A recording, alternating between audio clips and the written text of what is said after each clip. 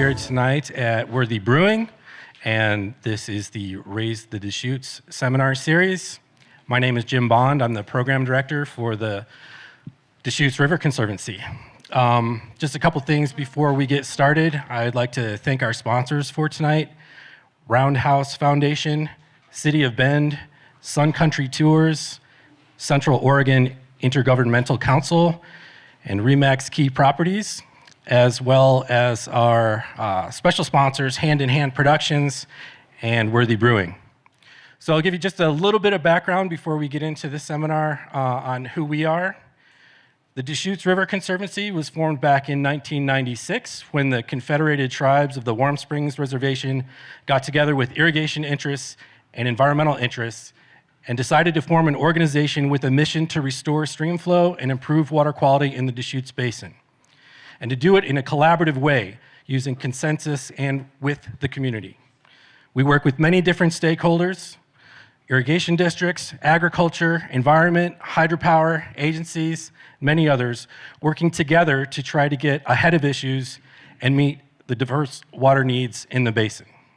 And the Deschutes River Conservancy has been doing that work for about 27 years, and that collaborative approach that we employ has been very successful. The Deschutes River Basin is seeing more flow restored than just about any other basin in the West. But we've still got a lot of challenges ahead of us and a lot more work to do, but we feel confident that if we continue to work together, we can get there. And part of how we get there comes from increasing the understanding and awareness about water in the Deschutes Basin, and this Raise the Deschutes seminar series is one way that we attempt to share that information, educate folks, and keep us all collectively engaged in water and the Deschutes River. As I mentioned a moment ago, the Confederated Tribes of the Warm Springs Reservation is a large reason that the DRC exists today, and so we'd like to start these events with an acknowledgement of their role as a major partner in our efforts. We honor the Native people who have called this region home for thousands of years. We join them in stewardship of our rivers for the next 7 generations. So now I'm going to introduce our speakers tonight. First off, our special guest is Mr. Jason Gritzner. Jason Gritzner is the forest hydrologist and watershed program manager for the Deschutes and Ochiko National Forests in the Crooked River grassland, and has worked as a hydrologist with the U.S. Forest Service since 2003. He has a master's in natural resources conservation and watershed management from the University of Montana's School of Forestry, and a Bachelor of Science in Geology from the University of Puget Sound. In his position with the Forest Service, Jason oversees an active and innovative restoration program. And in working toward the restoration of the Upper Deschutes River and its wetlands, Jason is working with partners on some of the most challenging water resource management issues we have in the basin. And our moderator and host for the evening is Miss Lisa Seals. Lisa is a program manager for the Deschutes River Conservancy. When she's not bringing you Raise the Deschutes seminar series, she's developing and managing the DRC's on-farm program, helping to modernize irrigation infrastructure and conserve water. She also helps to facilitate the Deschutes Basin Water Collaborative, bringing together almost 50 different groups to collaboratively write a management plan for the basin.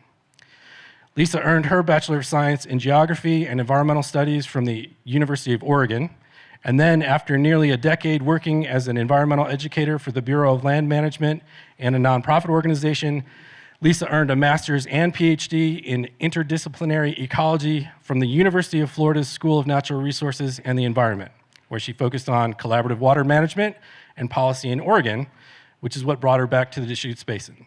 She's worked on water issues here for 13 years.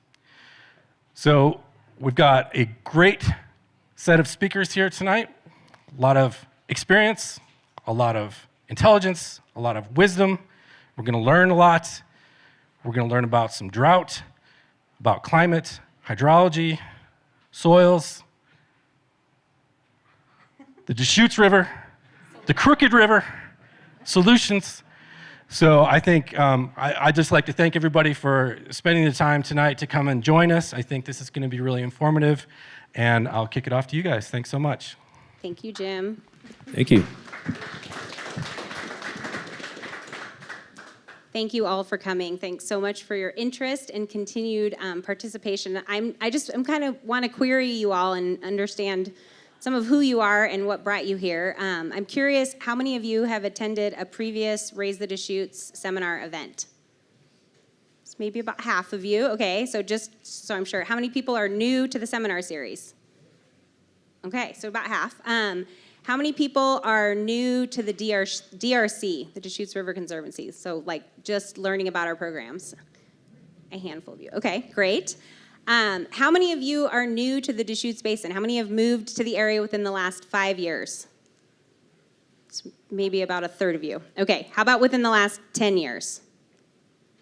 Okay, all right, that's super helpful. I always like to know who we're chatting with. So to kick it off tonight, we are talking about drought, and we know it can be kind of a heavy topic, but we're going to try to make it as understandable and digestible as possible, and also hopefully some fun. So to that end, we are going to ask you all to keep questions to the end of the presentation, but if we just totally lost you, or we're using acronyms or abbreviations that mean absolutely nothing to you and your eyes start to glaze over, just give us a nod or a wave. Let us know somehow that we need to kind of back up and slow down and explain things in a different way, because we're really going for accessibility here. So I'm seeing some nods in the front, so I appreciate that. I'm going to look to you all to keep us honest up here. Okay, so to start, we're just going to give you a little overview of what it is we are going to talk about tonight. So we are going to talk about what is drought. We hear about it a lot, but we're going to dive into the specifics of what it really means to be in a drought. And then we're going to talk about how and why drought and weather impacts the Crooked and the Deschutes River systems differently. Even though they're both part of the Deschutes Basin, they are very distinctly different river systems, and we're going to break that down for you.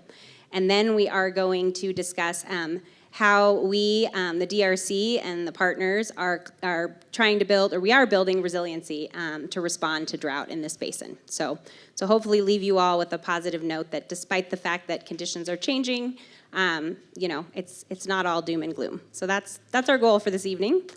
And with that, I am just going to ask Jason to start by sort of talking a little bit about what it means to be in a drought. What is a drought? All right. Well, there's more to it than you think, probably. So a lot of people think about drought, and they think about just a period of time where we've had below average precipitation or snowpack is low.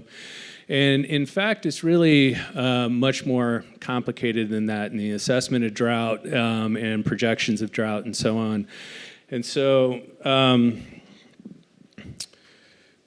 when the experts talk about drought and they portray it, there's really a number of things that go into it. And precipitation and snowpack are a couple of those things. But it's also soil moisture is a consideration, groundwater, stream flow, reservoir levels, and so on. But also the amount of evapotranspiration, humidity, and vegetation health. So those are all aspects of what goes into a drought assessment. And so those data are kind of compiled with local knowledge from experts around the basin and so on. And this drought assessment is made for a region of the United States. Yeah, so going back, I just want to underscore the point that Jason has already made, but I hear all the time, it's raining outside. What do you mean we're in a drought? Or I see snow in the mountains. What do you mean we're in a drought? Because everybody seems to be usually very hyper-focused on precipitation and snowpack being the indicators of drought. Yeah. But as Jason just noted, it's a lot more complicated than that. And these graphics, I'm going to let him explain what we're looking at here, but this is a really good way to break down why it's not just all about what's falling from the sky. Right. Yeah, and so these are some maps that we pulled just recently on Monday. At the time, we'd had a pretty good run of precipitation. We were getting some snow, maybe more rain than we wanted in terms of, rain, snow at this time of year. We're all kind of chomping at the bit to get up into the hills.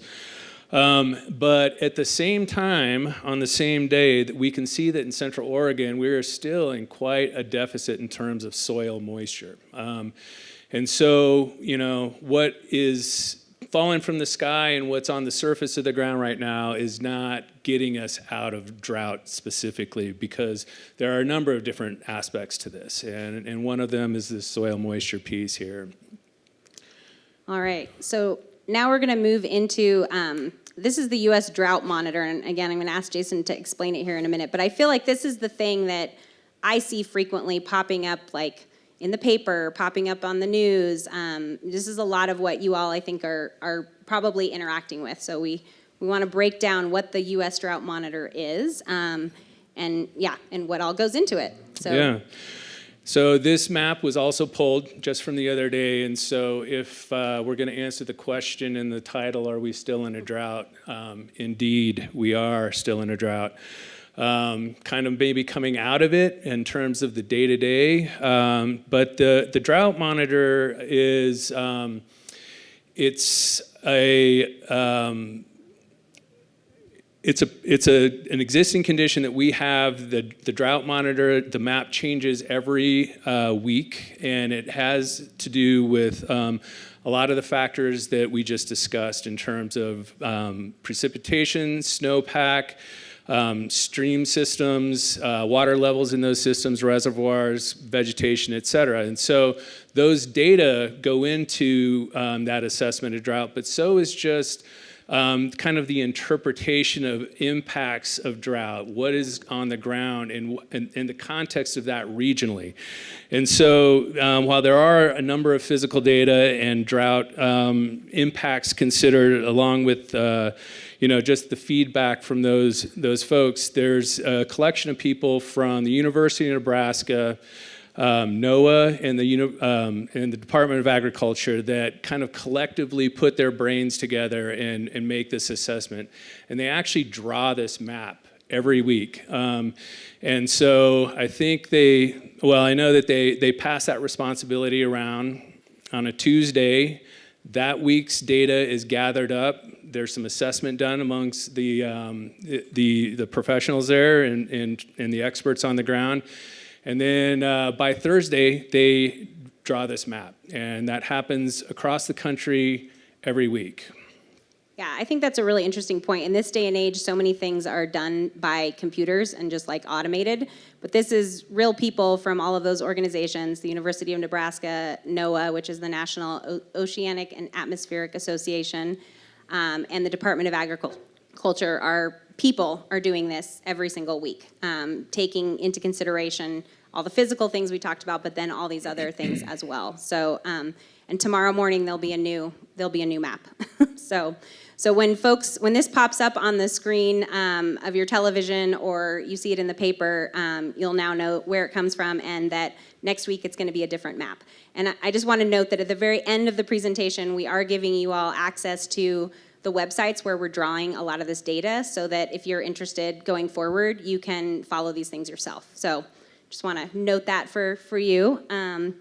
So the other thing that I feel like we hear a lot about is the idea of drought declarations, right? And so, Jason, do you want to kind of explain? This is the 2023 map of Oregon and the various counties that had drought declarations. So can you tell us what goes into a drought declaration? Yeah, so essentially the way a drought declaration occurs is that, and this can happen at the county level or the state level, but let's just hypothetically stay at the county level. So the county will solicit a drought declaration from the state through their Office of Emergency Management. And so when that happens, it's kind of kicked over to Oregon Water Resources Department that has a branch that basically does a water assessment. How much water is in the basin, what's in the reservoirs, and what stream flow is looking like in groundwater levels.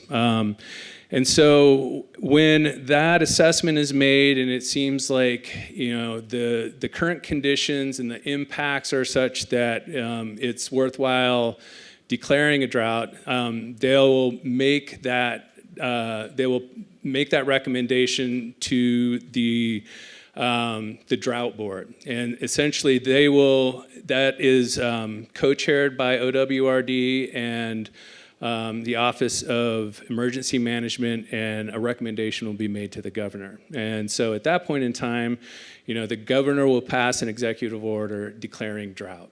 And so when that happens, there's a number of things that can occur. In between the agencies, they're able to collaborate to help relieve the burden of drought, either through effectively giving tools to water right users to curtail water or use it in a way that is more conservation oriented. There will be in-stream leases, that kind of thing. And it also liberates certain funds that help to relieve drought stress. Yeah, so it's really important for sort of kicking off the tools that are needed to address drought from a funding perspective, and then from water rights perspective. And just for the audience, OWRD, we might say that again, is the Oregon Water Resources Department. And they're the state agency that manages water and water rights. So we will affectionately continue to refer to them as OWRD, just so y'all know. Another thing I think is really interesting about the drought declaration is, we often talk about the water year, and the water year is actually from October to September. That's, you see, if you ever seen a hydrograph, it's October to September. But drought declarations actually happen on a calendar year. So all of the state's drought declarations are expiring on the 31st of this month. So starting in the new year, that will be the opportunity for the counties and other entities to start this process once again. And again, on OWRD's website, you can see the different dates and declarations and executive orders and when they happened. And in our case, I feel like all of our counties actually declared drought really early in 2023. I think it was in January and February that those declarations occurred last year. So, okay, so moving forward, well, I should say actually moving backwards a little bit, we're going to look at this bar chart, these bar charts. The top one is Crook and the bottom one is Deschutes County. And you've got the drought, U.S. drought monitor colors across the bottom, which are those 5 different classifications that were in that Oregon map. And it's the last 20 years. So I hope I didn't steal your thunder, but do you want to tell us what we're seeing? We're seeing a lot of color in this map or this chart. Well, so there's been some talk recently about us sort of being in this unprecedented period of drought, and we really have been in kind of a bad way as far as this goes. So if we look at the last 10 years, hold on a second. This is kind of a the pointer is a new thing for both of us. Fancy new gizmo. Where? Oh, there. Okay, I got a pointer in here now. So we look at the last 10 years here, back to 2014, and we can see that, for most of that time, we have been in a drought cycle. There have only been very small periods of time where, oh, here we go, hold on. What okay.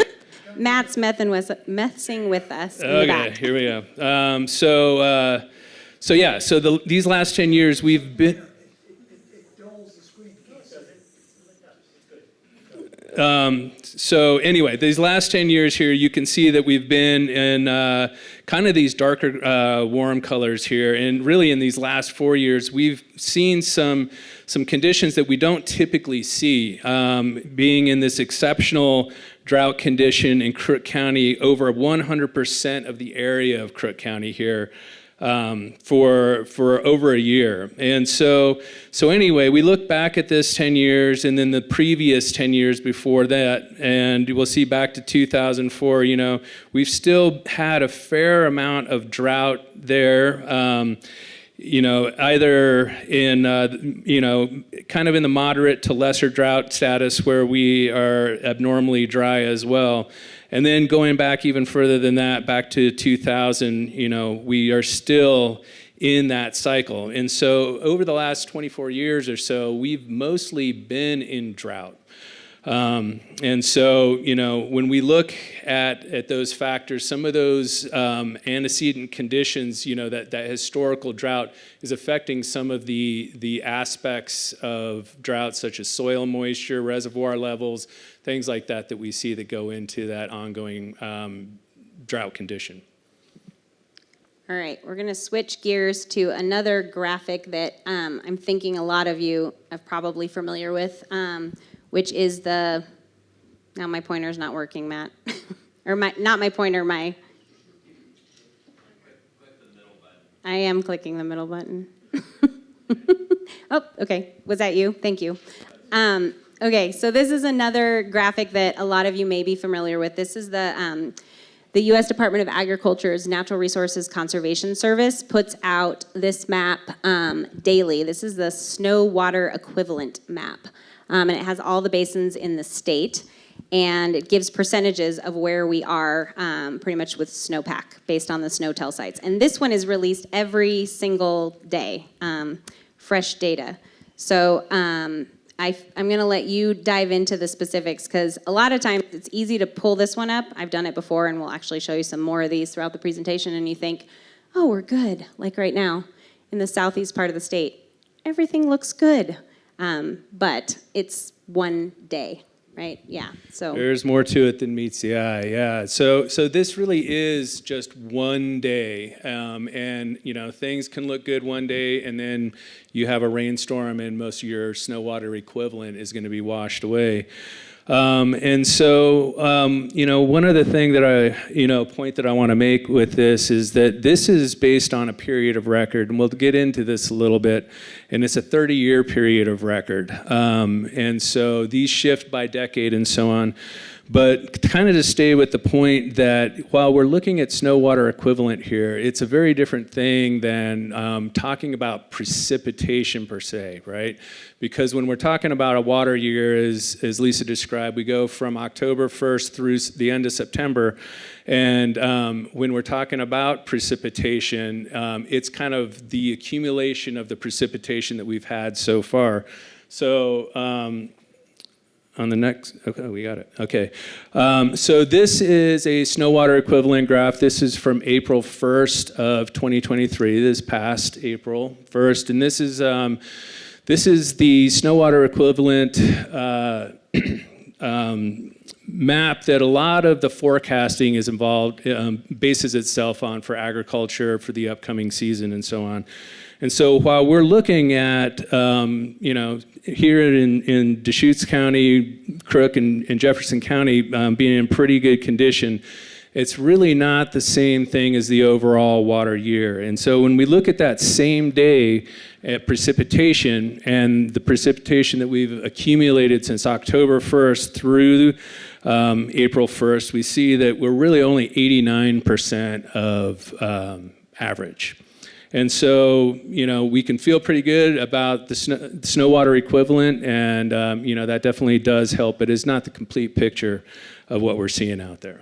Yeah, so I just want to underscore a couple of things, going back to it being a one day, right? So we're looking at the 2 slides ago, or this one, we're looking at April 1st, and it's compared to April 1st over a 30-year time period, right? So that's what we're looking at. And I feel like this is a little bit of a myth buster as well, because I can't tell you how many times over the course of the summer I heard people say, what do you mean we're in a drought? We had an amazing snowpack this winter. It was great. It was a banner year. And yes, it was a pretty average snow year, again, looking back, but it didn't necessarily equate to an average precipitation year. And so that's where we're going to get into some of the details. And then what we're going to talk about next is that idea of the baseline, the 30-year baseline that we're looking at. So these 3 graphs that we've just shown you, as Jason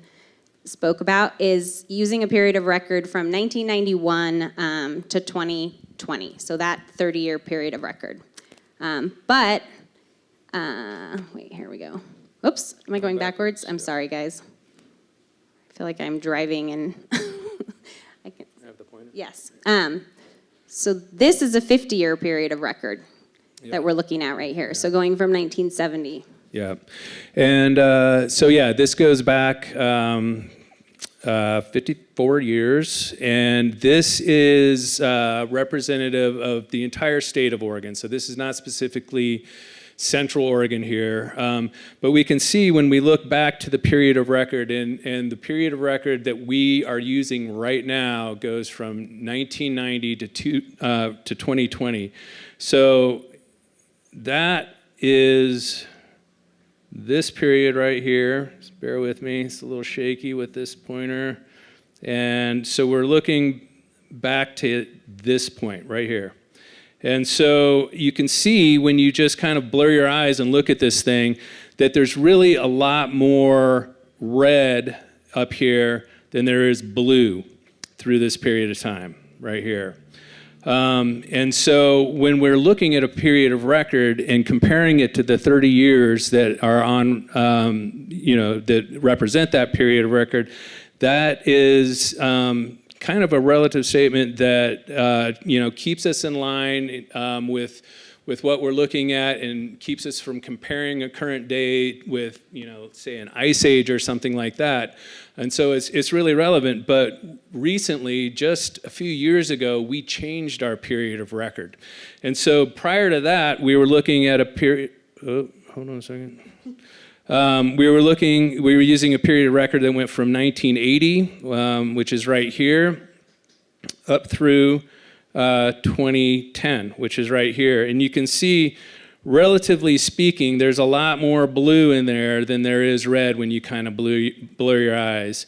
And prior to that, going back to the previous period of record, which was 1970 through 2000, you see a lot more blue than red there. And so that really makes that call about how much snow we have in the mountains a very different story. And so if we use that period of record that we're in right now, and we look at the snow water equivalent that we had in mid-May of this past year, we see that we were sitting pretty well. We were at 104%, and we feel pretty good about that. But had we compared that to the period of record that we had used just 3 years ago, we would have been looking at 78%, which is not all that great, And so this really kind of shifts our focus and our view and how we kind of communicate about drought and so on. And if we look even further back to that 1970 to 2000 period of record, it's really not much to speak of. And so anyway, that period of record really does skew how we talk about what we're seeing in terms of our current conditions. Okay, so hopefully that part made sense to everyone. I know it's a little wonky, but we do want to just underscore the point that when we're talking about averages, it's important to look at what we're comparing that average to. And right now we're comparing it to a 1990 to 2020. But obviously conditions have changed throughout the state and the basin and the world. So now we're going to reorient a little bit and talk specifically about the Deschutes Basin, which is near and dear to everybody's heart in this room. You all are probably familiar with the basin. It's outlined in this map. A couple of things that still break my brain, even though I've been at this a really long time. The river runs from south to north. So the upper basin is in the south and the lower basin is in the north. And I might mess that up even though it's like left and right. I still get that wrong even though and it is the second largest river basin in the state. Does anybody know what the first largest river basin in the state is? Everybody always wants to say the Columbia. That's a good guess, but it's not. That's a good guess too. It's the Willamette, yeah. The Willamette. So it's our river basin just directly to the west of us is the largest. But the Deschutes Basin is about 10,000 square kilometers and miles. Thank you. Thanks to Kyle.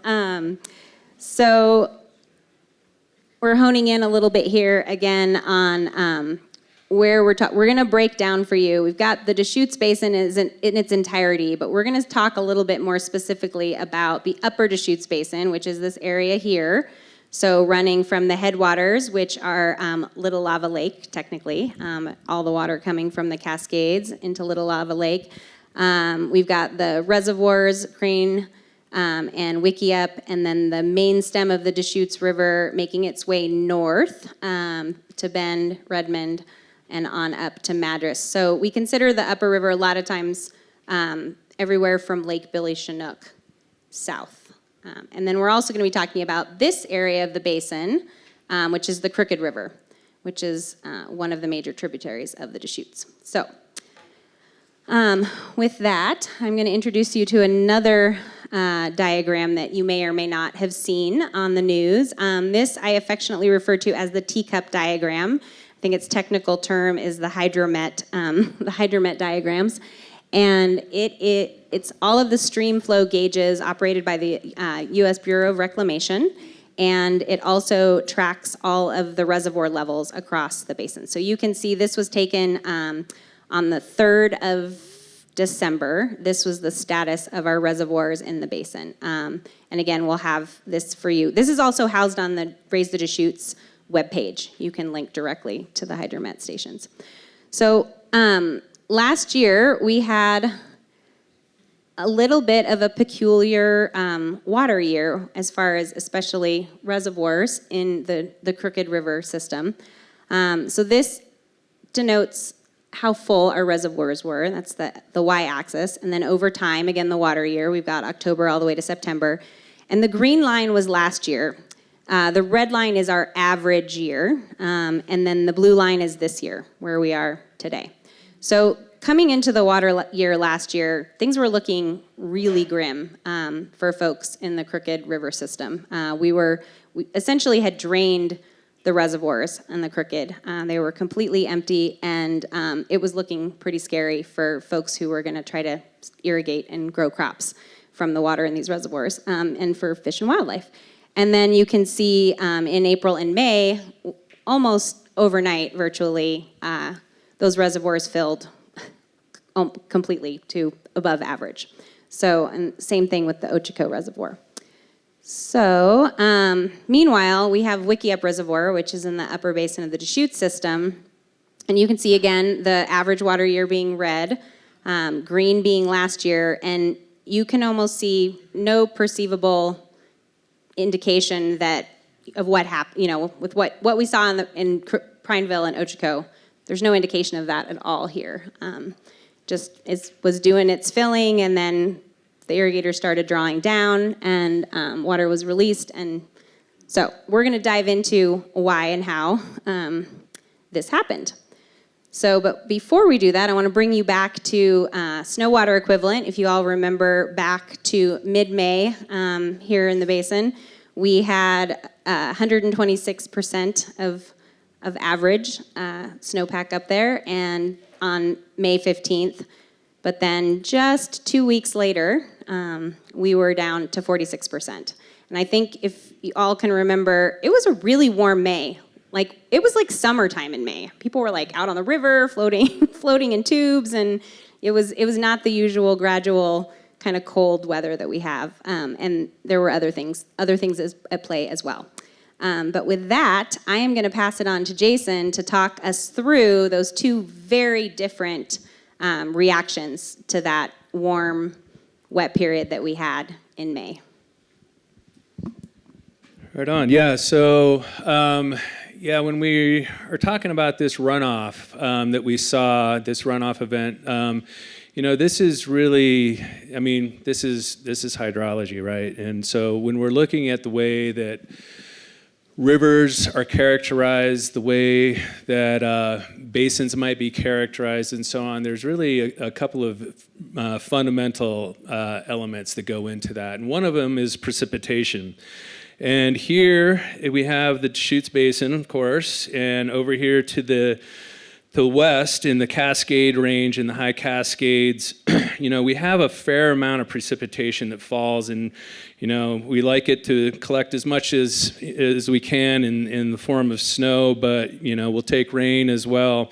And so we're over 90 inches of precipitation in this part of the basin, but that precipitation gradient rapidly drops off as we go across the basin. And so, what the cascades do essentially is it strains the moisture out of these westerlies that are coming off the coast. They've come over the coast range.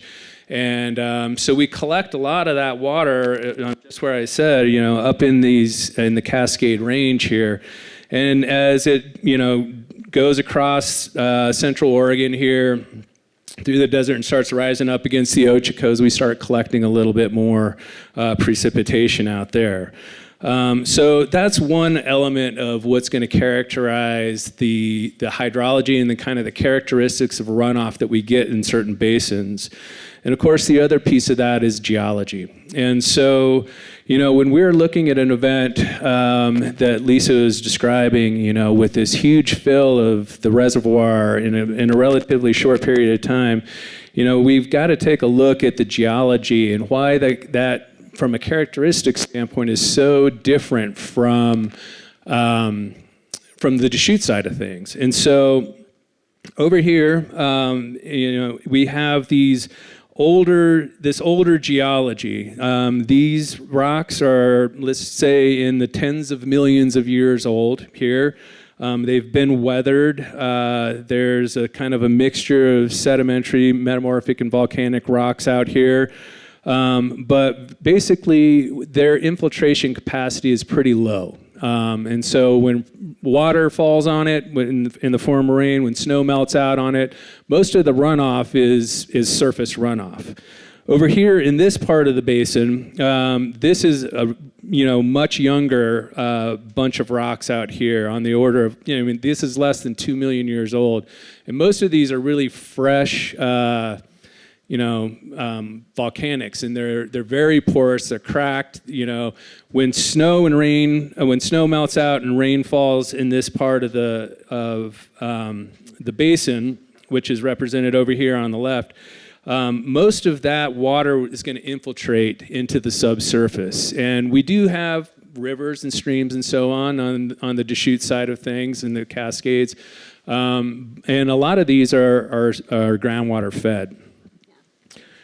So I just like to underscore that the upper Deschutes Basin, I like to think of it as like a sponge. Like it literally just absorbs everything that's falling kind of directly into the ground, and then the rivers are fed by groundwater, which is vastly different from a lot of the typical river systems that we think of, where when you have a big rain event, last weekend, 2 weekends ago, I was driving back from Eugene, and the Mackenzie was this brown, coffee-colored, totally swollen river with big trees like floating in it as a result of all of the runoff that was coming over land.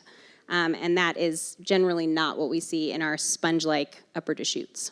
Yeah. The rivers and streams that are coming out of the Cascades in general are a little bit more even keeled. Each basin, even when we're looking at that, has its own character. But yeah, you can see here, this is a schematic of our groundwater system. And just like the river, most of this groundwater is flowing to the north. And as it flows north through this big, thick section of basalt and other volcanics, it starts to run up against these older rocks that are off to the east here. And so, just kind of to summarize, we have younger, more permeable rocks to the west, older, less permeable rocks to the east, and they're graduating from thick to thin here. And so as this groundwater runs into these older, less permeable rocks, we see some big spring systems that occur on surface. Opal Springs, Alder Springs, places like that further down in the basin towards the north. And this is a pretty cool map that really kind of illustrates this point. And so, I work on the Deschutes National Forest and the Crooked River grassland, the Ochoco National Forest. And roughly speaking, the Deschutes National Forest, which covers this area right in here, It's roughly twice as big as the Ochoco National Forest, which lies roughly in this area. Whoa, this is a tough pointer, I gotta say. Here, you can see already that sort of in this spotlight, there's a much bigger stream network than there is over here in this spotlight, right? And so while the Deschutes National Forest is, roughly twice the size of the Ochoco National Forest, it has half the stream miles. So this hydrologic map of Oregon really shows that nicely. Yeah, I love this map. I feel like I find a way to squeeze this into like every presentation because it's a surface water map of all of the water in the state. And I really do feel like it underscores how unique the upper Deschutes is with our lack of surface water and the fact that it is just like one big giant sponge, to put it in total lay person terms, right. Just absorbing that water straight into the ground and those being discharged. Yeah. As springs discharging, and it impacts the hydrograph, which we're going to talk about next. Yep, and so that hydrology or that geology really forms a much denser stream network that is emphasized with overland flow in response to these precipitation events. And so when we characterize these two river systems, the Crooked River system and the Deschutes River system, we see that they have a very different sort of signature. Now, this is an antique hydrograph, from pre-dam days, before Crane Prairie and Wickiup Dam went in, and before Prineville Reservoir was established. And so you can see, and this is just to kind of get a sense of how things respond. This hydrograph here, that is the Crooked River hydrograph, is a snow melt dominated hydrograph. What'll happen is, we're accumulating snow through the winter here. Spring comes, snow starts melting. We get a big pulse. And then we get a kind of a dramatic curtailment of flows, and we go back to sort of our base flow situation. In contrast to that, on the Deschutes system, sorry, I'm going to see if there we go. We see a much more even-keeled hydrograph here. There's not a lot of change between the lower part and the upper part of the hydrograph. It fluctuates very little from year to year and season to season. The large reason for that is because we have the geology that we have over here. Most of the precipitation and snow melt infiltrates into the rocks and is translated through the subsurface. It attenuates all of those peaks and storms and things like that. And so when the water comes out at these spring sources, it's very much attenuated like this. And it also delays the peak of our runoff. And so in the Deschutes system, where we see these peaks towards the later summer into July and August, when other rivers are going into their base flow status, we're seeing quite a difference in the hydrology between these two systems. And I just want to say that the Deschutes is extremely unique. Like, they do call it a peculiar, I can't talk, river, because not very many rivers operate that way. They don't, most rivers do not have that stable hydrograph. Almost all of them that I can think of are driven more by runoff events. So it's an important thing for everybody to understand. And so coming back to your, description of what happened last year with this water filling the reservoir at an incredible rate. We were in the doldrums, we were scraping bottom in these reservoirs, but we had a pretty decent snowpack, and we had some moisture, and we had some rain on snow, which led to the rapid kind of ablation of that snowpack.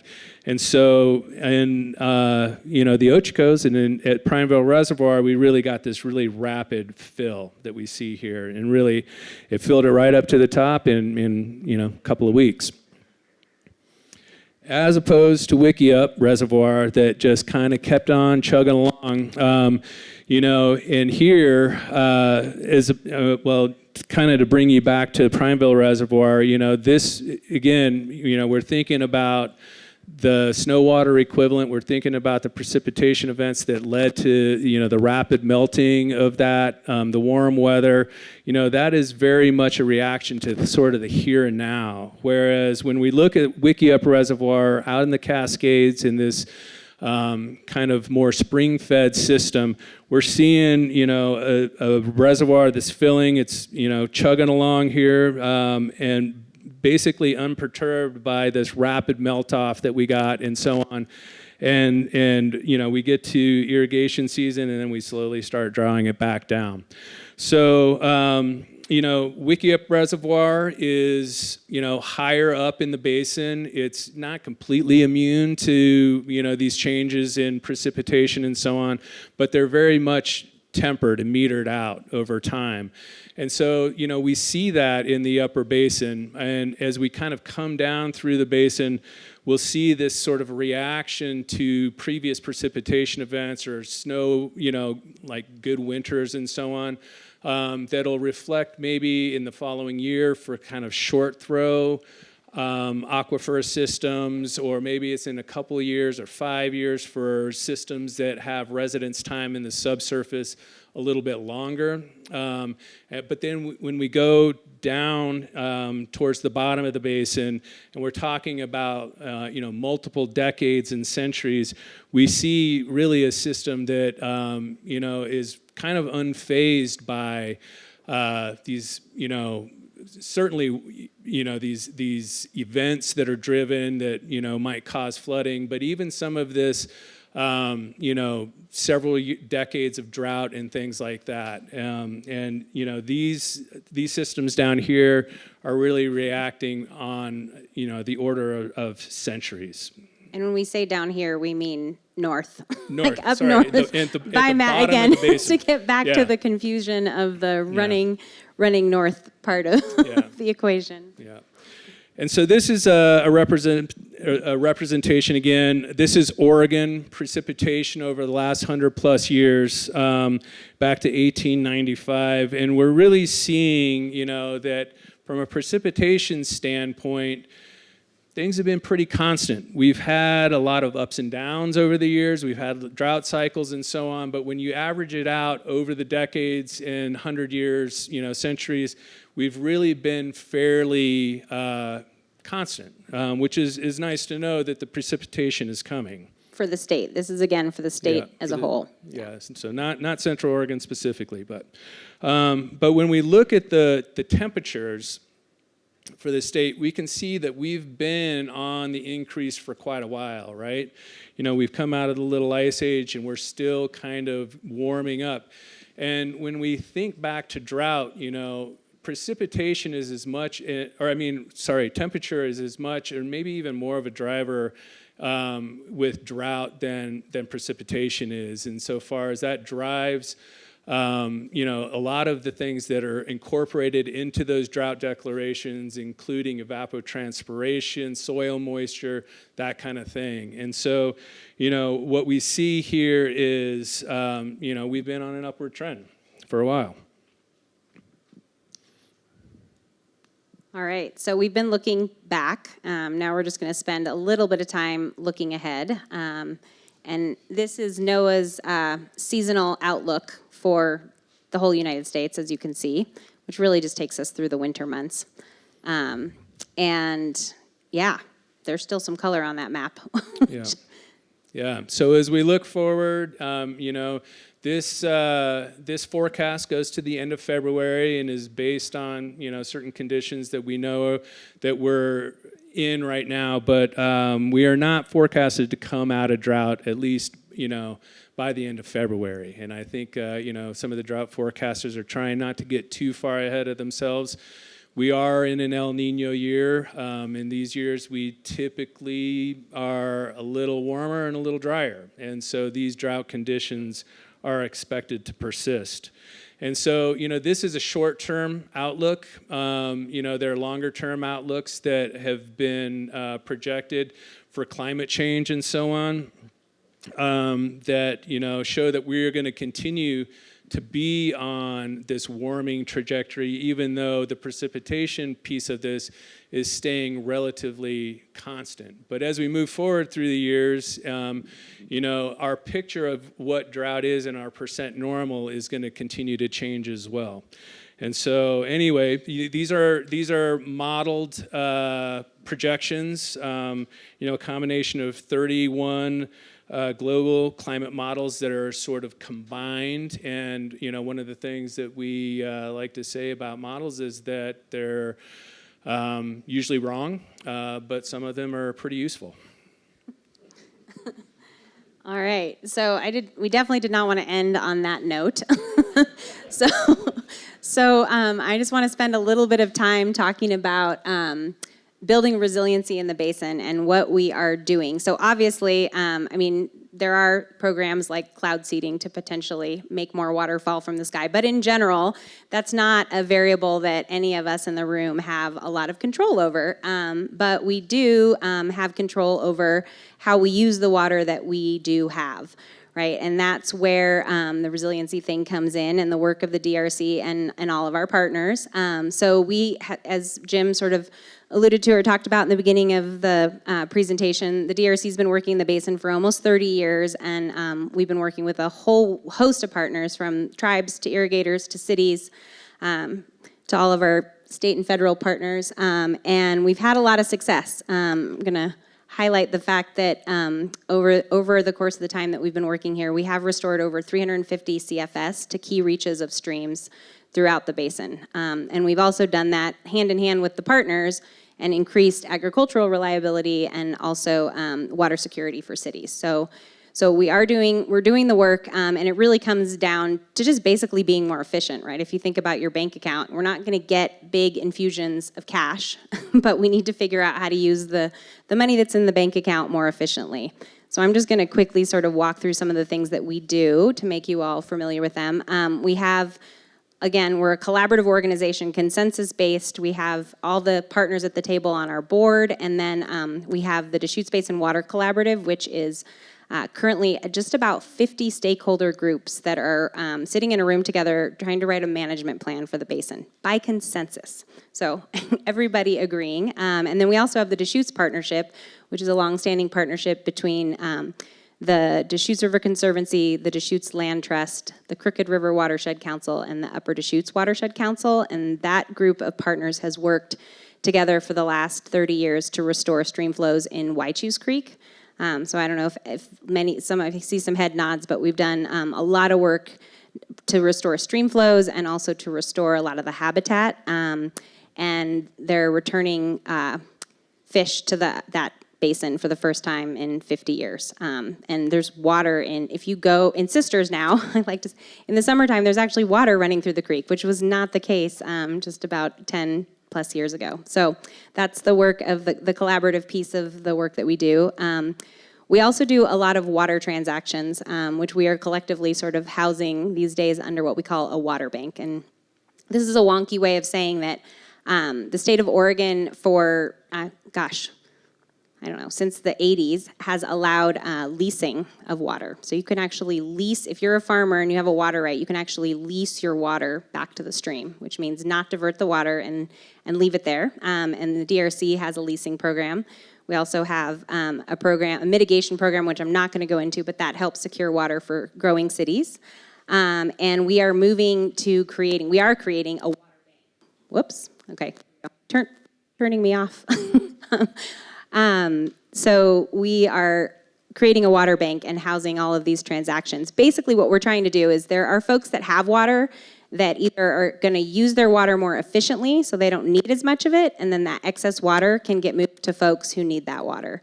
And this is really because, I'm not going to get into to prior appropriation and water rights, but in a nutshell, water rights were given out on a first come, first serve basis starting at the turn of the century, and not everybody has the same water rights. So there are folks in the northern part of the basin, in the lower basin, in the Madras area, the North Unit Irrigation District specifically, who have water rights that are more junior, which means that in times of shortage, like all those colored blobs on the last 5 years, they're not getting the water that they need to grow crops. So we're using this program to help incentivize folks to use the water more efficiently and to transfer that water to folks who need it. And then in response, do you want me to use a different microphone? Move your hand up. You're covering the up a little bit further. There you go. Perfect. Thank you. Sorry. First, I thought I just had to control how close to the microphone I am. It's real complicated up here, everybody. So at any rate, we have a water transactions program and a water bank, and we are moving water between users and helping everybody get the water that they need. And we also work on a lot of conservation projects. Almost all of the water that is moving, irrigation water that's moving across the basin, is moving through infrastructure that was built at the turn of the century with horses and mules and hand-dug canals in porous volcanic geology. And a lot of that water is just going into the ground, not getting where it needs to go, which means that we're diverting, on average, twice the water that we need, that the farmers need, right? So we're taking twice the amount of water from the river that the farmers are receiving on the fields. So you probably all have heard there's a movement afoot to pipe a lot of the major irrigation canals and also some of the minor ones as well. And this enables and facilitates on-farm upgrades. There's still a lot of people in this basin who are irrigating via flood irrigation, which essentially is opening up a ditch and letting that water run across the landscape, which means all the high spots on that landscape don't get water, and the low spots get a lot of water, and it's very inefficient. So in this day and age, we have sprinklers that people can control with their cell phones, and you can deliver precise amounts of water, and so we are moving in that direction. But in order to do that, it's really helpful to have pipes, because if you want to sprinkle and you have water delivered to your property in a ditch, you need to build yourself a pond, and you need to get yourself a pump, and you need to pay yourself an electric bill. And so having these systems piped really facilitates those on-farm projects. And it also facilitates the water marketing piece, because if folks want to be more efficient and they want to be able to use their water more efficient and use less of it so that they can pass that water along to North Unit Farmer and then to the river, we need to be able to measure that water. So that is the work that we are working on with all of our partners in the basin. And with that, I'm going to just remind you all a little bit about what we talked about today, and I know we gave you a lot of information, but I want to hone in on these three kind of important pieces that I would love for you all to take away tonight. Drought, precipitation amounts do not equate to drought. So I feel like when you hear somebody say, oh, we got a great snowpack, or it's raining outside, what do you mean there's a drought? Which I hear all the time.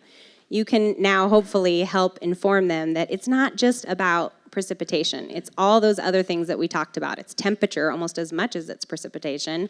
It's soil moisture. It's reservoir levels. So it's much more complicated than that. But please try to understand it's not just about the water that's falling from the sky.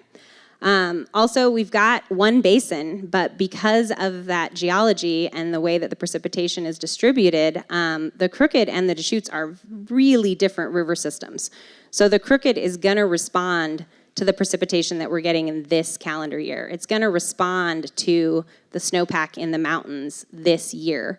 Whereas the Deschutes, we could have a banner year. I mean, we could have like maybe 3 banner years, and we still might not see those impacts because of the amount of time it takes to move that water through the ground and have it released in those springs to feed the river. So, and then this whole idea of shifting baselines, which is basically that period of record, and the fact that we're looking at the last 30 years and we're calling that average. But as we progress, and as Jason said, I mean, just 4 years ago we switched from looking from 1980 to 2010 to looking from 1990 to 2020. And so we're shifting our perceptions of what is normal and what is average.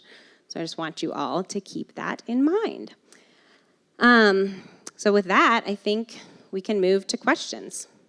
So All right, and we have a moderator. Let me just back up a little bit. We've got Jacob in the back of the audience, who is one of my coworkers at the DRC, and he has the mic, and he's gonna circulate the mic. So if you have a question, just go ahead and raise your hand, and then he'll kind of scope you out and bring you a microphone. But please wait for the microphone only because we do have a whole audience at home, and so we want everybody to be able to hear. So. That's right. And I may ask some of your all's help because with this layout here in a new situation, some of these walls are a bit confining, so I might ask your help to pass the mic down. I believe I saw your hand first, sir. Am I holding it in the right spot? Much higher. Okay, so I heard you mention something about potentially cloud seeding here in Oregon. I have read that Idaho is very into cloud seeding, given that the atmosphere generally flows west to east. Are you going to run into a situation where Idaho wants to fight for atmospheric water rights? And further to that question is, if you were going to cloud seed here in Oregon, would you do it more on the side of the state where it's absorbed into the ground, or more on the flashy side on the Crooked River? I feel like I am totally not qualified to answer either of those questions, and I feel like we could collectively, as an audience, make up the answers because I honestly don't. I really know almost next to nothing. I saw a presentation at a conference last year about cloud seeding, and so I became aware of the fact that Idaho does have a robust cloud seeding program. And I know that it is something that has been floated in the state of Oregon, and I was having a conversation about this just before I got up here. I think it is something that Oregon did going back into the 50s, but I actually have. I mean, I would literally just be making it up, so I can't. So I'm sorry, I can't answer your question. I don't know if you have anything more to contribute to the cloud seeding No, I conversation. can't add anything to it other than I sort of like to ponder this idea, and I will a little bit because I don't know. Strategically thinking, where would we try to create more precipitation? So anyway, yeah, it's an interesting notion and probably something that people will be talking about a lot going into the future as that resource gets more and more stressed. And if you want to talk about that, I would love to do that over a glass of wine with a whiteboard. I saw a question over here.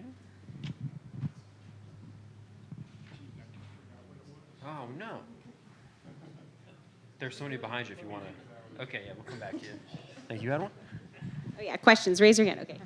Yeah, can you tell us what's going on at Crescent Lake? It's been down at the 9 to 13% on your teacup diagram for 3 years now, whereas Crane and Wickiup are all gaining and losing on seasonal. Yeah, I'll take a swing on that, and then I'll maybe lean on one of my colleagues here in the audience. But yeah, so Crescent Lake, so it's pretty high up in the system to begin with, and so the catchment area that feeds Crescent Reservoir is smaller than some of the others, and typically to recover from being sort of at the bottom of the barrel, so to speak, with Crescent, it takes a number of years to catch up. And so, we're coming out of, hopefully, I mean, we're in a drought cycle right now. We've been in a period of exceptional drought. And so that makes it really hard on Crescent Lake to catch up. And so, while it's having a tough time recovering, water is still being used out of that reservoir for irrigation. And so anyway. Kyle, how'd I do? That's basically it, yeah. All right, raise your hands. Questions. Well, first I got to give this man a chance. Did you Okay. remember your question, sir? All right. I don't see the benefit in changing the basis of the average amount of precipitation and snow level. I mean, it seems to me that we should be keeping a longer view to really understand how significant the change is. I think that is an excellent point, and Yeah. I don't know.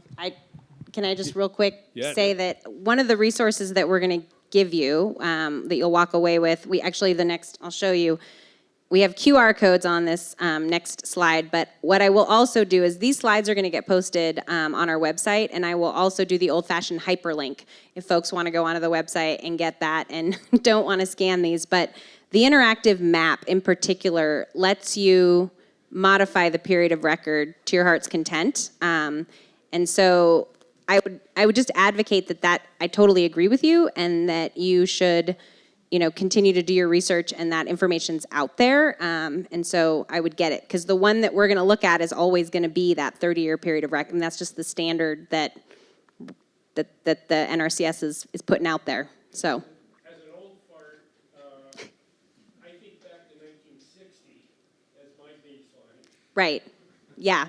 Yeah. And we did have this conversation. A colleague and I had the conversation about fishing. The fish, the baseline for one generation changes for what was great fishing and how big the fish were. Yes, and you're right. So the baseline is definitely changing with time. And I'm sorry, did you want to add something? Yeah, no, I was just gonna add that, like, I understand, and it's kind of strange to look at it from that perspective. The 30-year period of record that shifts decadally is the industry standard, and it's intended to be long enough to kind of go through some of these wet and dry cycles that we might get, so that we're not comparing too close to our history, our immediate 30 years prior, and over-characterizing something. But it is intended to kind of give that standard perspective for a period of time, that comparison. And so, like I think I mentioned, during the talk, the other piece of that is we don't want to be comparing ourselves to a time that is, so distant that it's almost become irrelevant, I mean, in such a way that, like, we would be comparing ourselves to the earlier part of the century when it was way more wet than we are right now. But I'll make a shout out for everyone in the room Yeah. who's over 30 years old. Yeah.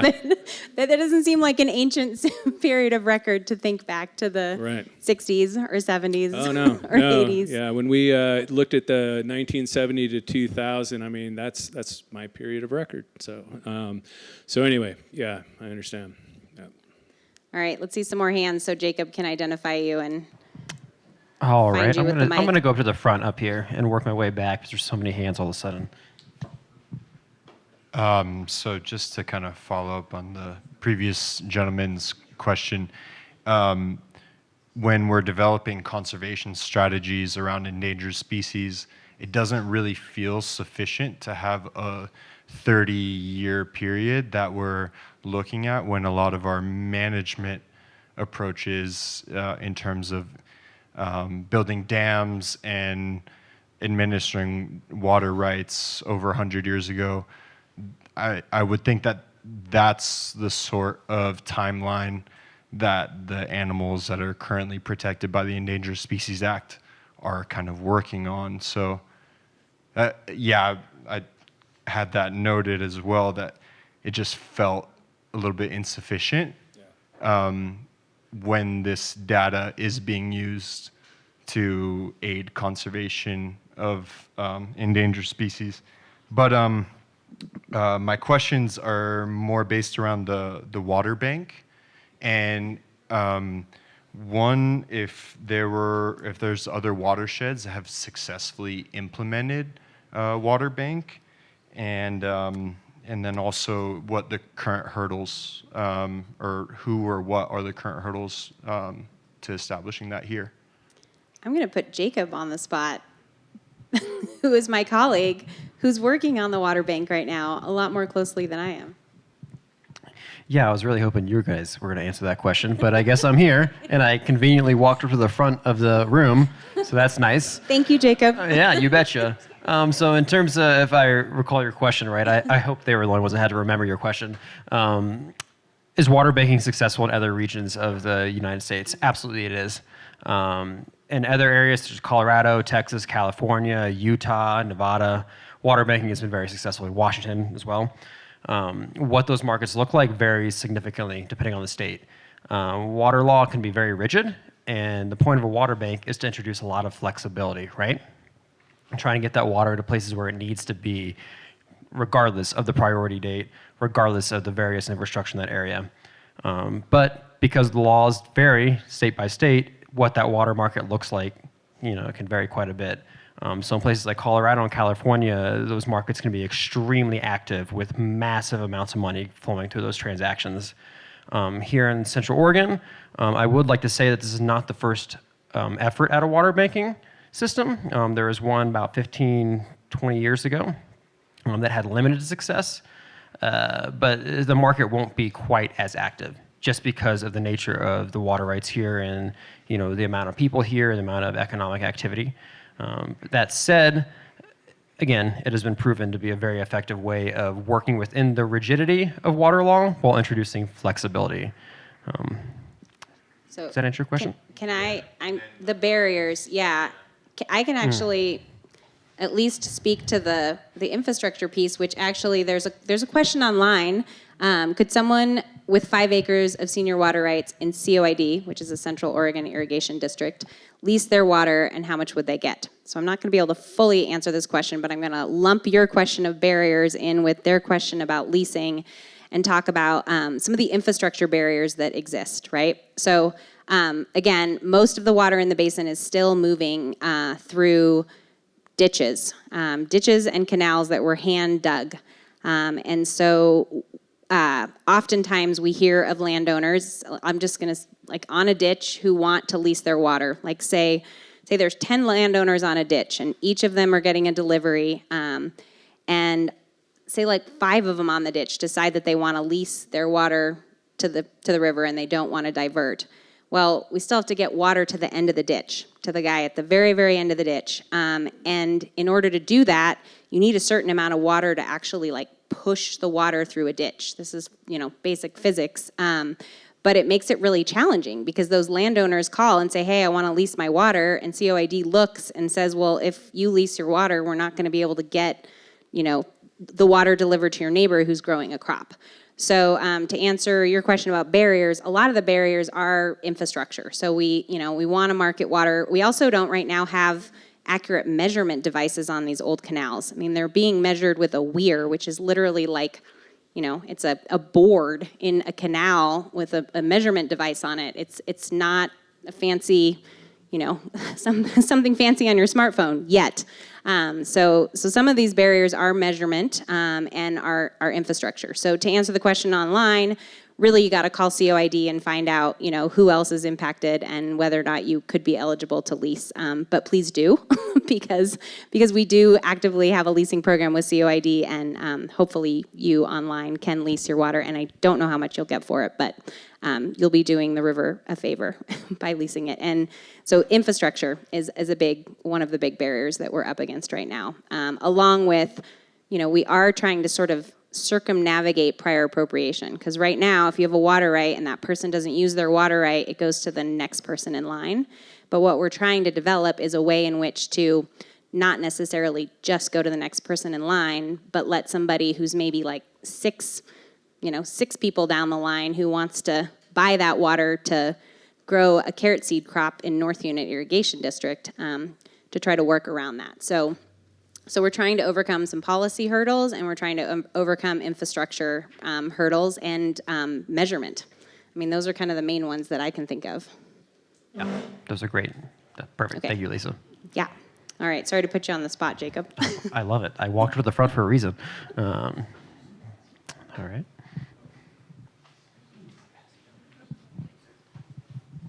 So a couple of times you briefly mentioned about the aquifer. I understand with all of our porous rock around here, we have quite a substantial Deschutes aquifer, and is that the case? And the second part of that, what is the stability of our aquifer? We hear so much about aquifers being depleted around the country. What's the status of ours? You want to take that one? Sure. Yeah. So yes, our aquifer is it's a great aquifer. It is actually it is in relatively good condition, but some of the monitoring of the aquifer that's been going on has shown that it is being impacted by climate change. That's one of the primary drivers for some of the depletion that we've been seeing in the aquifer.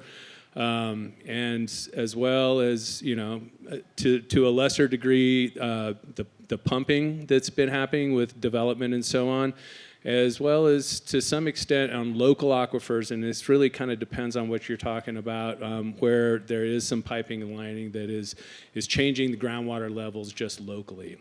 But in terms of our regional aquifer, it is pretty big, but it is declining. So. Yeah, I also just want to make a nod to the fact, or maybe, I'm going to make a nod to the fact that the state is currently in the process of updating their groundwater management rules. I mean, it's a whole statewide process that's underway as we speak, where they're literally looking at just changing the rules and the way that they issue permits for groundwater pumping, and sort of having that discussion of like, how much decline is acceptable, or are we going to allow as a society before we say no more to pumping. So those conversations are actively happening. But in general, I do think, I feel like we're in a good position in the Deschutes Basin. There are other basins where I look and I just think, man, they gave away too many water rights, and there's just not enough water to go around. But I look at our basin, and yes, there definitely are junior irrigators that are not getting the water that they need, and there are rivers and streams that do run dry. Those things are true, but I really do truly believe that we have the resources in this basin to meet our needs if we can just get efficient, which I think we can do. So I remain really optimistic about the state of our aquifer and just about water in this basin. Yeah, and I just want to echo that and call on Kyle in a minute, but we are gifted with groundwater in this basin. So. Yeah, and Kyle had a question, so maybe we can give He Kyle did, or a and, comment. very conveniently right here. So. So we'll just pass it on to Kyle. All right. Well, I was hoping I could hold my comments tonight or not, but I don't think I can. It's okay. We love your comments. Okay, Do you so want to introduce yourself just a little bit? So I'm Kyle Gorman. I'm a retired region manager with the Oregon Water Resources Department, and I worked in Central Oregon for a number of years.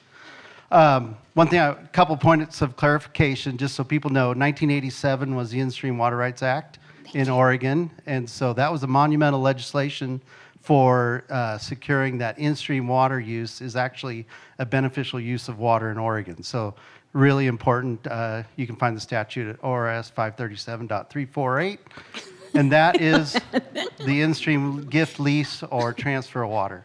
Can I also just really quickly, just to let people know, before 1987, to underscore the importance of that, before 1987, leaving water in the river was not considered beneficial legally. Like, there was no legal precedent to do that.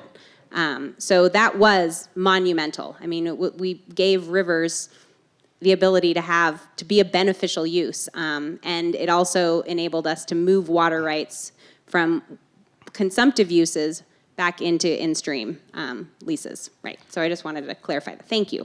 You're welcome. And then Central Oregon was the basis for the development of the conservation statutes, which were part of that legislation that year. So Central Oregon's the heart of conservation-minded folks.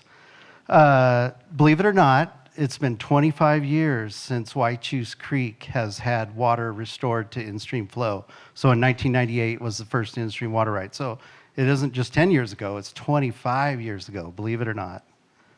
Thank you, Kyle. You're welcome. And then Crescent Lake, whoa, what an enigma this year. Somebody mentioned Crane Prairie. You can't compare Crane Prairie's levels today to historic levels. In 2016, the reservoir began to be managed for Oregon spotted frog. So historic water levels are not comparable to today's water levels. It's completely managed for spotted frog habitat. And so there's no way to compare today's levels with historic levels. So the only thing I can say is rig your boat and go fishing in Crane Prairie because it's a lot better than it used to be. But going back to Crescent Lake, totally complete surprise this year. Expecting a recovery of some degree, and there was no recovery even compared to 2022, which was a much poorer water year. So conclusion is that precipitation and maybe a small area, because it is a small drainage, had a severe lack of precipitation and snow in that particular drainage, that part of Oregon. So, I expected Crescent Lake to recover much more this year, and it didn't. There was virtually, I think it was less runoff this year than last year at Crescent Lake. So hope for better times at Crescent, but it is a small drainage area, and it takes several years to recover. Yeah, hold on just one quick second. I'm going to ask unless Kyle's done, I want to pass the mic only because we do have an audience at home and they won't be able to hear you if you speak without the mic. I was just going to, one last comment I wanted to make is about the aquifer. So unlike many, both the fact that the Deschutes River is peculiar and unique, the Deschutes aquifer is as well. The Deschutes aquifer is extraordinarily robust. We have an average recharge of 3,500 cubic feet per second average throughout the year of recharge to the aquifer. And we withdraw a very small percentage. So a over-withdrawal of the aquifer is not a concern in the Deschutes Basin. There are water level declines, but most of our water levels began in the 1960s. And what was the water conditions in the 1960s? We were coming off a decade of the most precipitation that we've had in 150 years. So when you start your water level measurements at a peak, where are they going to go from there? They're always going to go down. So you have to take that in consideration with water levels. But for folks that are concerned about the groundwater table and the groundwater aquifer here, we have an abundance of water, and there's no fear of running out of water in the aquifer. But we still need to conserve. Well, yeah, no question. Sorry, you always need to conserve, but we're not withdrawing more than Right. what's coming in. Right, That's the yes, important which is the aspect. case in other aquifers around the world. So, Jacob, the gentleman heard in a the back question wanted to respond to the Crescent comment, and then I think we'll take another sir? question. Yeah, Crescent has been low. I wonder if there was a shift, or do we monitor? And is our Deschutes or our Deschutes Basin aquifer at risk of landslides or internal disruptions to it? And then my other question is, Lava Lake is also shown on that teacup diagram, and it's been at 0 for years. Lava's on there? I think it's called Lava Lake, or not Lava Lake, Clear Lake. Oh, Clear Lake. It's been a while since I've looked at it. Now I'm like really. Now I'm curious because I'm going back to the teacups just because I don't recall. I feel like there were multiple questions in there. Do you remember what the first question was?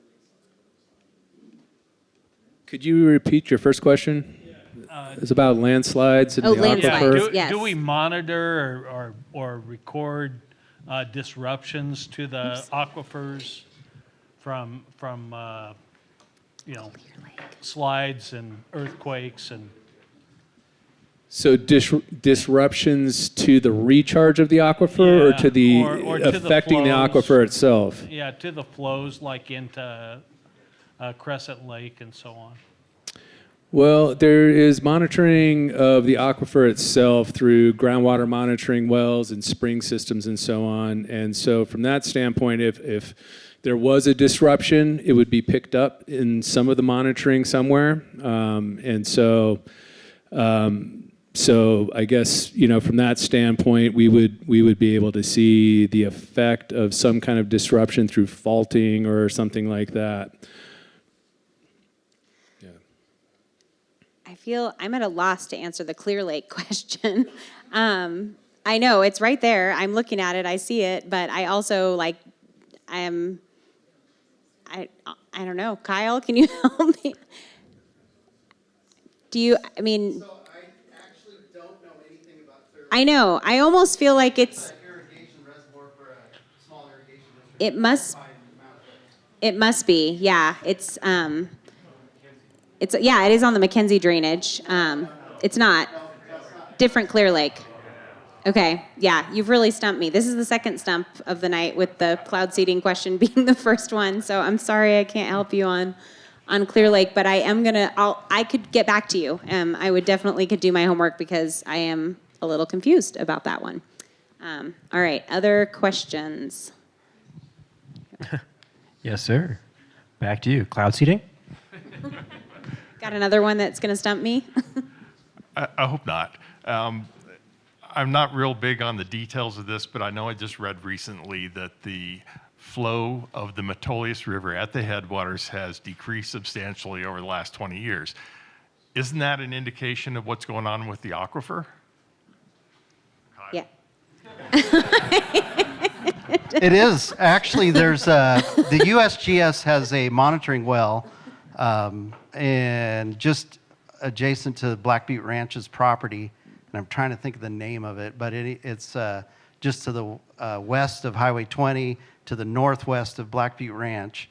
It's actually online, and the groundwater levels in that well they started monitoring that well in 1993 with the USGS groundwater study, and the water levels currently are as low as they've been since 1993, and that, if you overlay the flow of the headwaters of the Metolius River with the water levels in that well, they correspond beautifully.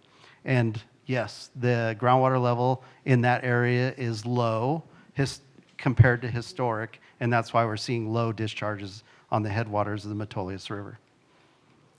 I will say that article, I sent it to Jason and said, this underscores a lot of the points that I'm hoping we will talk through at at the seminar because, it pretty much, it nailed it. I do, not to totally confuse everyone, but I think I did put in a couple slides in the back just in case we did get into the topic of groundwater. So this is going to be a little confusing because they're not actually color-coded, but you can see these are wells, monitoring wells, and I may call upon Kyle again here in a minute, but monitoring wells in different portions of the basin. And each of these wells are responding a little differently to what we're seeing. Like we're seeing localized impacts, I guess is what I'm going to try to say here. So the wells, to go back, the wells that are closer to the Cascades, where we're receiving the precipitation and shorter residence times, are showing less impacts and less decline, if I'm understanding correctly. And then the wells that are farther to the east, where we receive less precipitation, and presumably where there may be more pumping with more population, we are seeing more impacts with some declines. So, whoops, again, this pointer, it's challenging. So the ones on top are those wells that are closer to the Cascades, the lines on the top of the graph, and the ones on the bottom are the ones that are farther away. So you can see that we are having impacts to the groundwater, and they are responding differently depending on where we are in the basin. So, all right. Other questions? Another one up front here. I don't know if this is related to that question, but I was curious about the role of glaciers specifically in the watershed, and if their melt goes mainly into the aquifer or comes out from the springs into the headwaters. No, that's a great question. And certainly when we're looking like at that graph of the long-term raise in temperatures, what that drives as far as drought, obviously, is the ablation of some of our glaciers. And so right now, most of the glaciers in our area are almost functionally extinct. And so, that is going to affect the hydrology of our area, and some of the different drainages react quite differently to that melt off. And so, as these continue to melt off and ablate and become, functionally extinct, we'll see some differences to that. And certainly, one piece of that is the recharge that it offers to the aquifer. If you're talking about specific drainages, some of the runoff that comes off of Broken Top that comes down through Soda Creek, we will see those flashes of runoff that occur with snowmelt first, and then another pulse that happens with late season glacial just meltwater, and that occurs also in White Shoes Creek. That's got a bimodal hydrograph as well. But yeah, certainly that kind of long-term persistent source of stored water that is, recharging the aquifers, that goes away and becomes more seasonal, becomes more of a snowfield kind of thing. That will affect things, both in terms of stream discharge as well as, some of our local aquifers. So. But I do want to say that in our more regional aquifer, that the glacial melt piece of that is a component of that equation. And the thing that is, I think maybe that we can I wouldn't say we can have a little bit of comfort in knowing that, whether the precipitation in the future comes as snow or rain, that from the standpoint of our regional aquifer, all of that material all of that precipitation that is coming into our system will eventually be assimilated and stored in the aquifer. And so anyway. Yeah, that's one benefit of the upper Deschutes system, is that whether it's snow or rain, it's infiltrating, whereas a lot of other basins are very reliant on that snowpack for when that runoff occurs to be able to meet water needs during the drier months of the year. Yeah.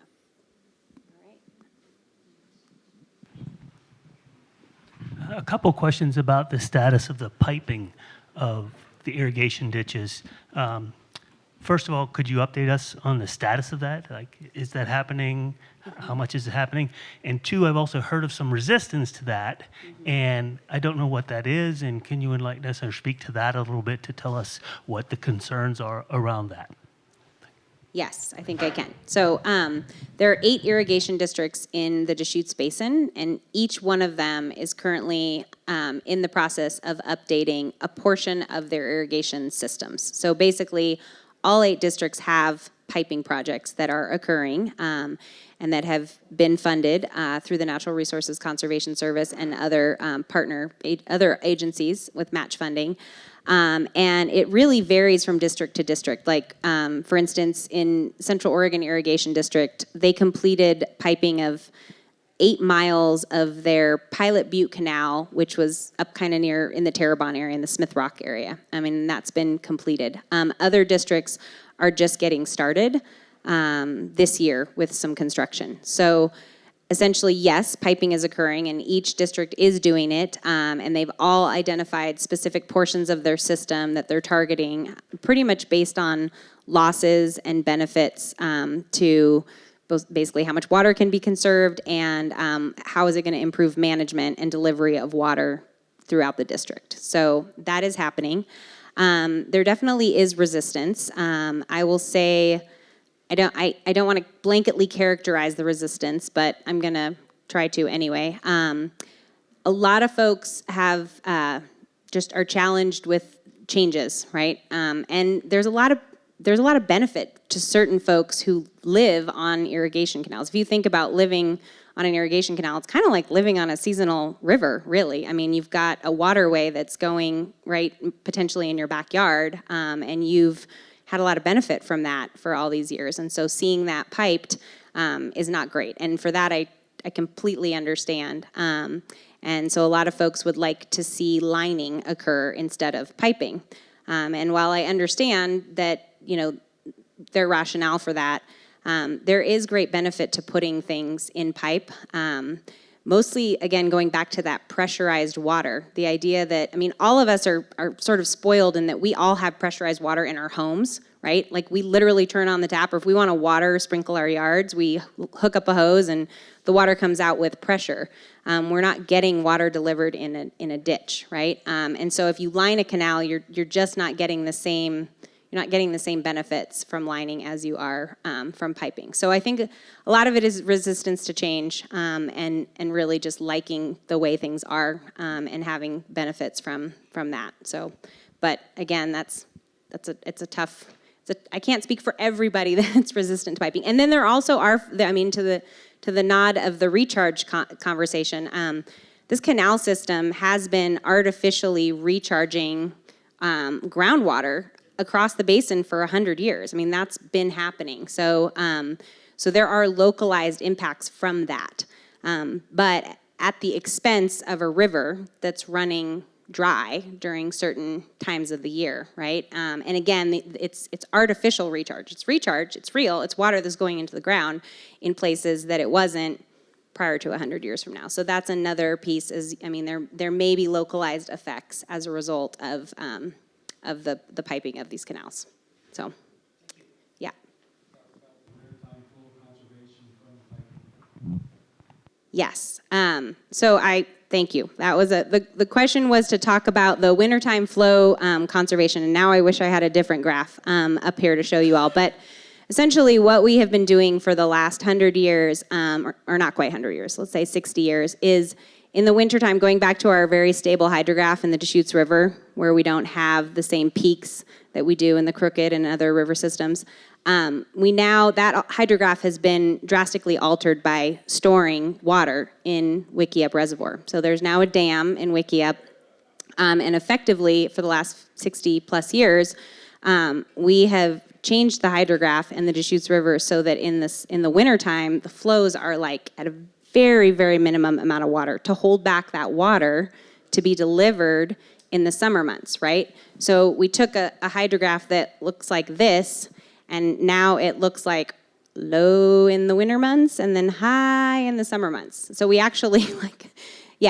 we altered the Deschutes hydrograph. And so a lot of the work that we're doing right now in the basin and a lot of these conservation projects and programs are aimed at helping to restore the Deschutes natural hydrograph a little bit more. And part of it is being pushed by the Habitat Conservation Plan and the listing of the spotted frog. But all these conservation projects that we're doing have a dual benefit. So when we conserve water by piping, say, Central Oregon Irrigation District piped 8 miles of their canal, they saved 30 CFS of water.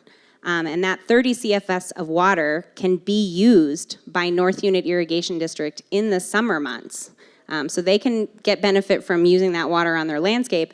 And at the same time, North Unit Irrigation District then gets to release that equivalent amount of water in the winter time out of the dam. So the river gets 30 CFS, and the farmers who need water are getting 30 CFS. So each and every one of these piping projects is pretty much helping the North Unit farmers get the water they need, and the river is getting restored too. So it's a double benefit. And so that's why that's happening. And thank you for that. Other questions? All right. Well, if there are no more questions, I think we'll wrap it up for tonight. But I want to thank you all for your participation, for coming, for caring, for learning, and hopefully you will continue to do all of those things and continue to take your knowledge to all those folks that say, what do you mean we are having a drought? So thanks a lot, and please come to a future Raise the Deschutes seminar. We will keep you all posted. We plan to have one in February. So, thank you.